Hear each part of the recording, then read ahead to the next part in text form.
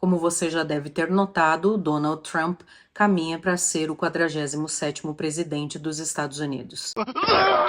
Mas enquanto os seus apoiadores o exaltam como o candidato da paz, prometendo uma ruptura com o sistema belicista que domina Washington há décadas, a realidade se impõe de forma brutal. Dias após a vitória, Trump revelou os nomes dos seus secretários de gabinete. Um desfile de falcões de guerra. Todos, sem exceção, têm suas mãos manchadas pelo peso de decisões que alimentaram conflitos devastadores, deixando um rastro de destruição, sofrimento e ruínas em diversas partes do mundo. E aí vem a pergunta: será que os americanos esperavam por isso tão cedo?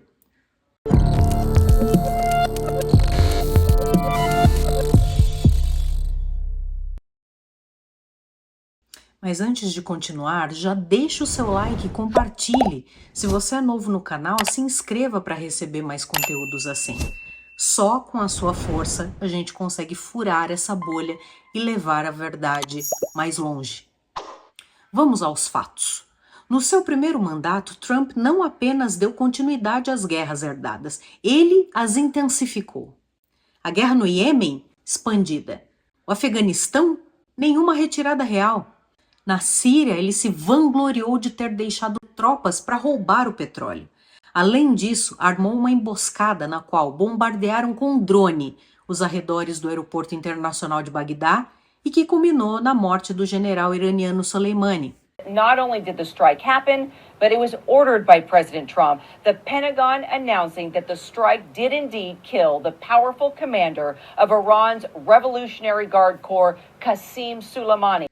Ele manteve ocupações ilegais no Iraque, rompeu o acordo nuclear a mando de Netanyahu, que já na época desejava um conflito entre os Estados Unidos e o Irã.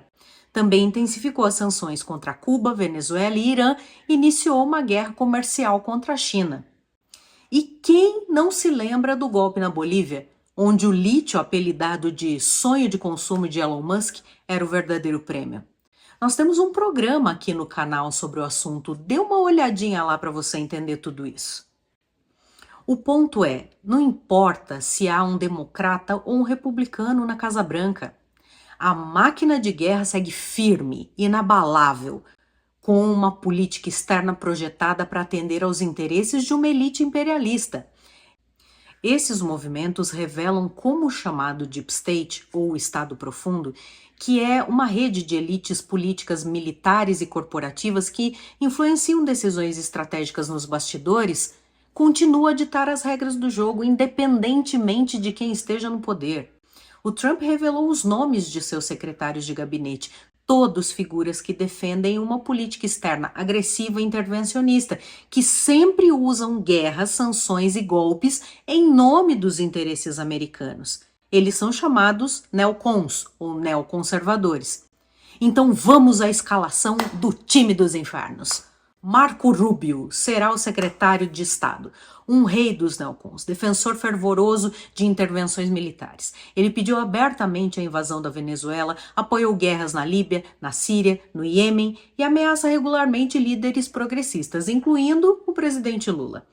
Para o Departamento de Defesa temos Pete Hegseth, comentarista da Fox News e defensor de ataques ao Irã e crimes de guerra como bombardeio de patrimônios culturais da humanidade.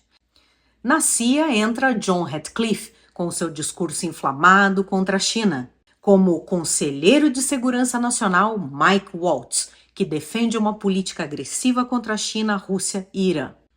E na ONU, Elise Stefanik, defensora de criminosos de guerra pró-Israel e implacavelmente anti-Palestina. O que isso significa, meus caros? Sob a liderança desses neocons, veremos uma escalada nas tensões globais. A nova Guerra Fria contra a China, iniciada no primeiro mandato de Trump, se intensificará.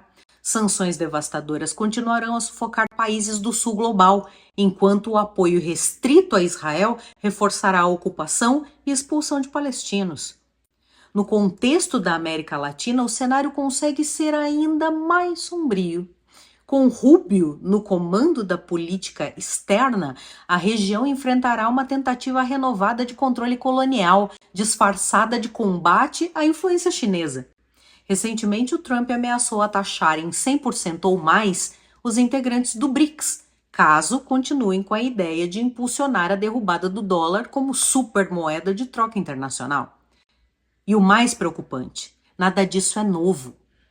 Sabe aquele meme expectativa versus realidade? Se fosse no Tinder, o match teria dado ghosting na primeira semana, certeza. O gabinete de Trump é asqueroso, mas nem tudo está perdido. Dentre todas as polêmicas, 2 nomes se destacam como um lampejo de sanidade: Robert Kennedy Jr. e Tulsi Gabbard. Kennedy com sua luta por transparência na saúde e críticas ao poder das farmacêuticas, e Gabbard que se opõe às intervenções militares e defende a diplomacia. São exceções em um governo marcado por políticas agressivas.